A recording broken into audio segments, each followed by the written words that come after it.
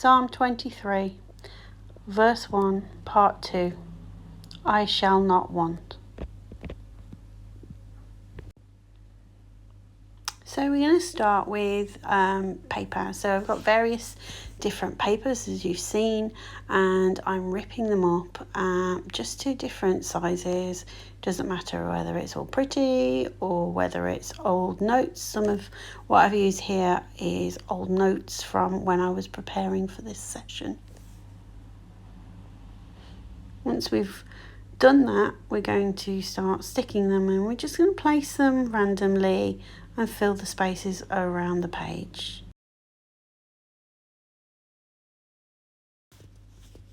So while we'll do this, I want you to think about times that you have been in need and didn't feel that your need or your prayer was answered. It may be an issue that you're dealing with right now. It may be an issue that you've had a long time ago, or an issue that you've been dealing with for a long time.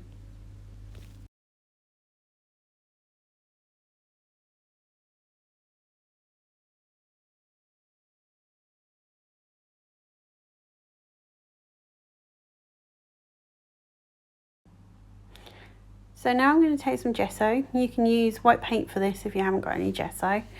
And I'm going to basically dip my finger in and I'm going to rub the gesso along the edges between the different papers, filling in any gaps and basically just helping the papers to tie in together more. It sort of helps it to mingle and just gives a nice effect. There are over 70 verses in the Bible that speak of God as a provider, and yet so often we feel that we are in want or lack or need.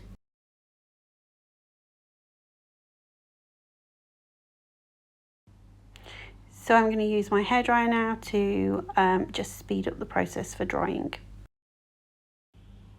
Now that my page is completely dry, we're going to add some paint.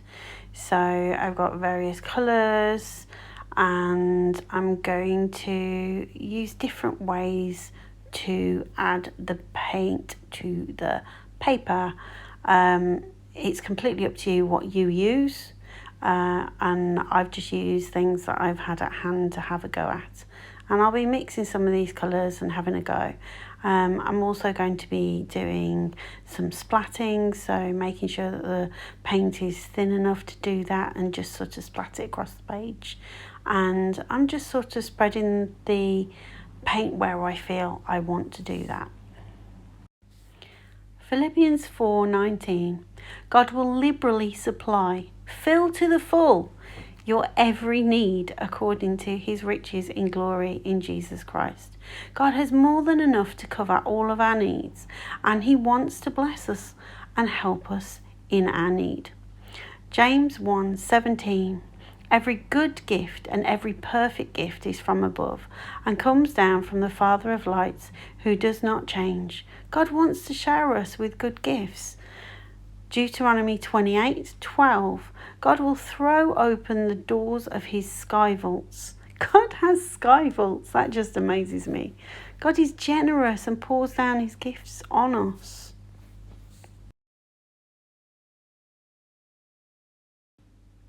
So we know that God has and owns everything in the universe. He could give us anything we wanted, but we don't always feel that he does. We don't always feel that we have enough. And it seems that our vaults are left empty and we are often left in lack. So we need to look at Exodus 16. It tells the story of the Israelites, now free from Egypt, but with no food left, and they are stuck in the middle of the desert.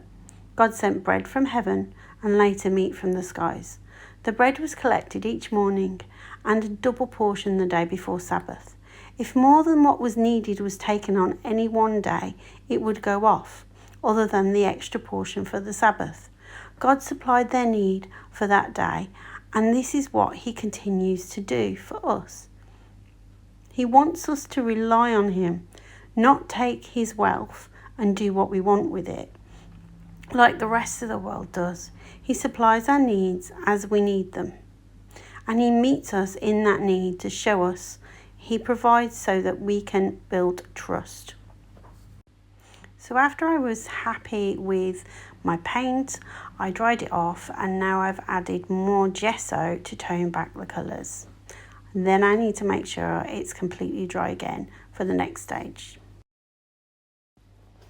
Next, I'm going to be using some pictures of fruit. I've got some coloured ones, and I've got some ones that I've just printed off, and you can draw them on if you want.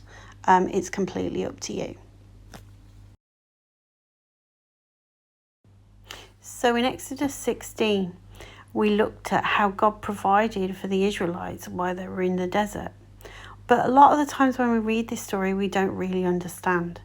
God provided this every single day, 365 days a year, for 40 years. And it was this 40 years that was the time that they needed to learn to trust God enough to take the promised land. And then they were then able to grow prosperous within the promised land.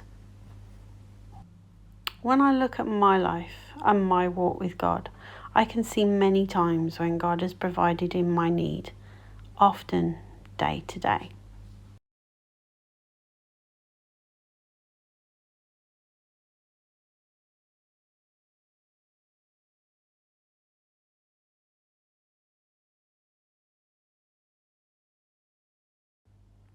Now, because I have used just pictures, I am now going to paint them.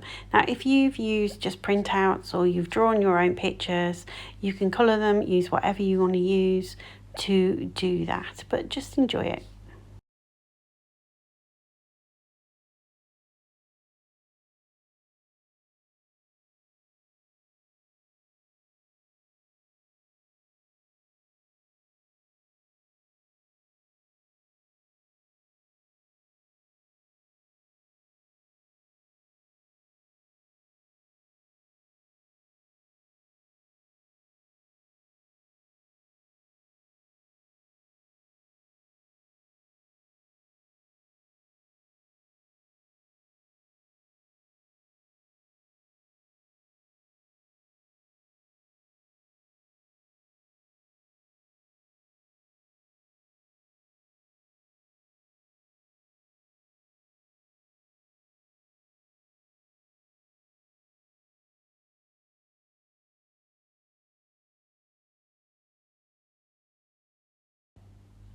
Jesus did a number of miracles of provision.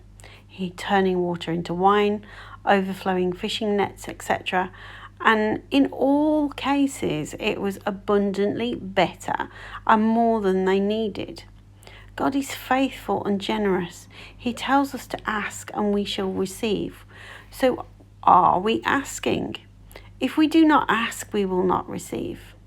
Are we thanking Him daily for His provision?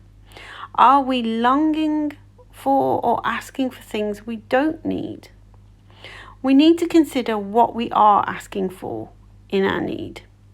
If we are wanting or needing, or what our motives are with what we're asking for. So now I've got a gold pen, and I'm thinking about some of the Bible verses that we've discussed today, and I am basically just writing them on the page around the fruit. There are lots of things we would all like to have in life, but how much do we actually really need it? There's also been a number of times in my life that I've needed God's provision, and it usually came from the oddest places or in the strangest ways. It also doesn't always look exactly how I'm praying for or how I think it's going to be.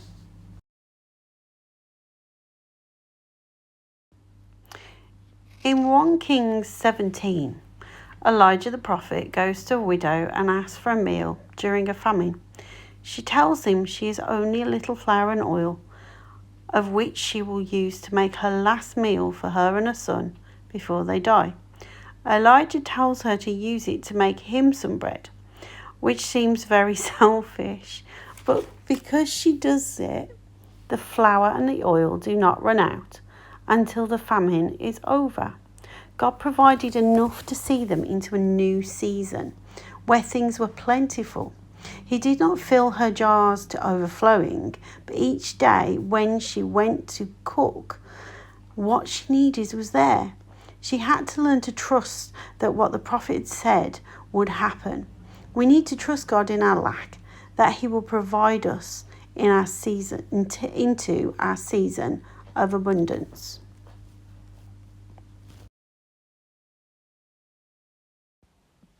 Next we have these image of lilies and sparrows, and I'm going to cut out the images and we're going to stick them onto our page.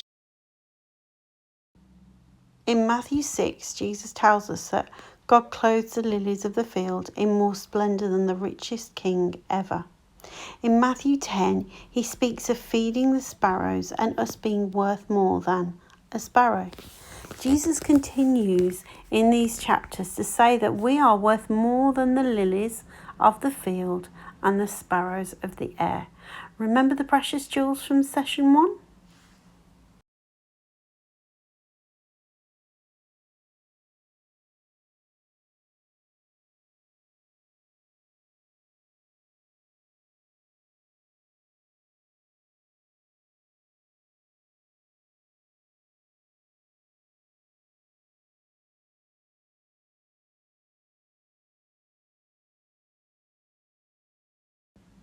Next, I'm going to take a black pen and I'm going to write on my page, I am worth more than the lily and the sparrow to God, so He will be my provider.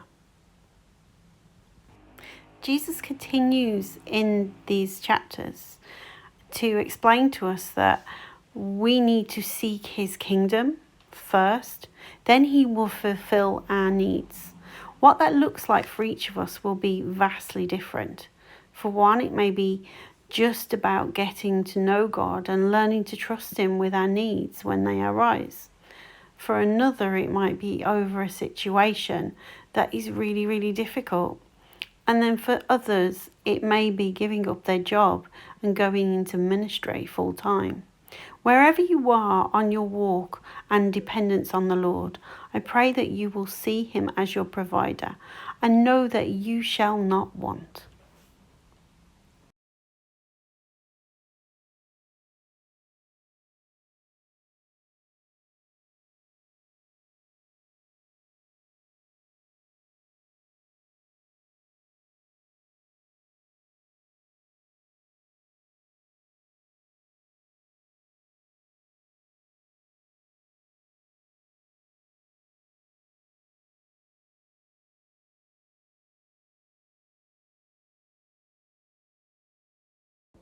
I really hope this session has blessed you. I hope you'll join me again. God bless.